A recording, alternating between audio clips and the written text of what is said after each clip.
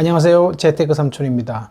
오늘은 만능통장으로 불리는 IS 계좌를 직장인은 물론이고 부모님 세대도 반드시 가입해야 하는 이유를 설명드리겠습니다.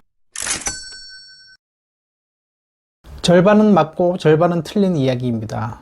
이유는 IS 계좌의 세 가지 종류, 즉 중개형, 신탁형, 일임형 중 하나만 선택해야 하는데, 중개형은 주식 포함 모든 금융상품을 담을 수 있지만 예금 가입은 불가하고, 신탁형은 예금은 가능하나 주식을 직접 매도할 수는 없기 때문입니다.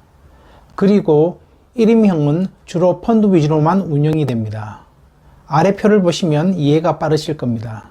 결론적으로 IS의 계좌 개설 시 예금 위주로 안전하게 돈을 굴릴 것이면 은행의 신탁형을, 주식이나 펀드, ELS, 채권 등 다양한 금융상품을 매매하겠다면 증권사의 중개형을 반드시 가입하셔야 합니다. 중개형을 제외한 신탁, 일임형은 매매 시 발생하는 기본 수수료 외에도 관리 수수료가 추가되니 중개형이 가장 유리합니다.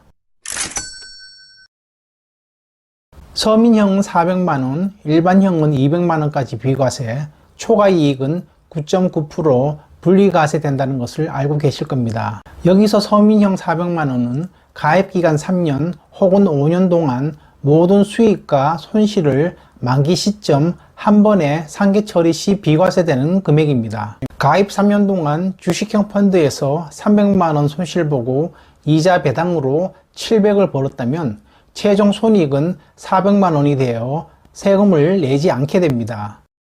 반면 IS 계좌를 몰라 일본 증권사 계좌에서 펀드 가입하고 지인이 근무하는 은행에서 예금을 가입하였다면 손실 부분은 반영되지 않고 예금이자 700에 대한 15.4%, 즉 108만원을 세금으로 내야 합니다. 배당이나 이자를 금융소득이라 하는데 연간 1000만원이 넘으면 소득 정보가 공단으로 넘어가 건보료 조정심사 대상이 됩니다. 대상자의 등록재산 규모에 따라 건강보험, 피보험자 자격이 박탈되기도 하고 자영업자의 경우 건보료가 상승하기도 합니다. 또 이자 배당 소득 2천만원이 넘으면 금융소득 종합과세 대상이 되어 직장 근로자의 경우 급여소득에 2천만원 초과 금융소득분까지 합하여 5월에 종합소득세를 내야 합니다. 더 무서운 것은 작년 10월부터 급여 외 소득이 연간 2천만원을 넘는 직장인의 경우 월급 명세서에 포함되는 직장 건보료 외에 별도로 2차 건보료 고지서가 자택으로 날아옵니다. 문제는 여기서 말하는 급여 외 소득은 앞에서 언급하고 있는 금융소득뿐만 아니라 임대사업, 사업소득까지 다 포함된다는 것입니다. 오피스텔을 통해 연간 1000만원의 임대소득을 올리는 직장인이 이자 배당 소득을 추가로 1000만원 정도 만든다면 뜻하지 않게 2차 건보료 부과 기준을 충족하게 되어버리죠. 수익도 중요하지만 건보료나 세금으로 세워나가지 않게 미리 준비가 필요한 이유입니다. 위에서 말씀드린 건보료 문제와 종합금융소득자 포함에 따른 세금 리스크로부터 면제받을 수 있는 소득이 바로 ISA에서 나오는 소득입니다. 비과세 혜택에다 그 초과분은 한도 없이 9.9% 저세율로 한번 내면 모든 것을 잊을 수 있다는 게 얼마나 큰 장점입니까? 자산이 어느 정도 있는 4050 세대 혹은 은퇴자금으로 목돈을 굴리시는 부모님들은 반드시 가입하셔야 하는 이유입니다. 현재 주식과 채권 매매 수익은 비과세이지만 23년부터 합산 순이익이 5천만원을 초과 시 최소 22%의 세금을 물리는 금투세를 시행 예정이었습니다. 2년 유예가 되었으나 25년 시행은 확정입니다.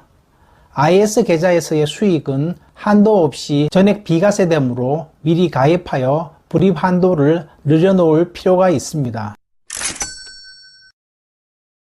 만기 3년 전 해지한다면 과세 특례 적용 소득세 상당액을 추징당하게 되지만 퇴직이나 폐업, 입원 치료, 해외 이주의 경우에는 세제 혜택을 받으면서 중도 해지가 가능합니다. 급전이 필요하다면 납입 원금만큼 중간 인출을 하고 이자 배당 등 소득분만 소액 남겨두면 유지됩니다. 1년에 2천만원씩 5년 동안 1억 한도로 납입이 가능한데 중간 인출을 한다면 그해 납입 한도가 2천만원에서 인출 금액만큼 줄어들게 됩니다. 반면 올해 납입금이 0원이라면 내년에는 올해 미납분 포함 4천만원까지 납입할 수가 있습니다. 3년 만기로 진행을 하시되 만기 한 달 전부터 2년 연장 신청이 가능하니 그때를 활용하시어 5년으로 연장하는 걸 추천드립니다. 중개형을 선택 시 주식과 채권, 펀드 등은 가능하나 예금을 담는 것은 불가능하므로 채권 투자를 통해 이자 소득을 확보하시기 바랍니다. 높은 금리의 채권을 내 입맛에 맞게 고르려면 장외가 아닌 장내 채권 매매가 되는 IS 계좌를 골라야 하는데 현재 가능한 증권사는 미래에셋과 NH투자증권 두 곳뿐입니다. 새롭게 개설한다면 반드시 장외 채권뿐만 아니라 장내 채권도 매매 가능한 증권사의 IS 계좌를 개설하시기 바랍니다. 감사합니다.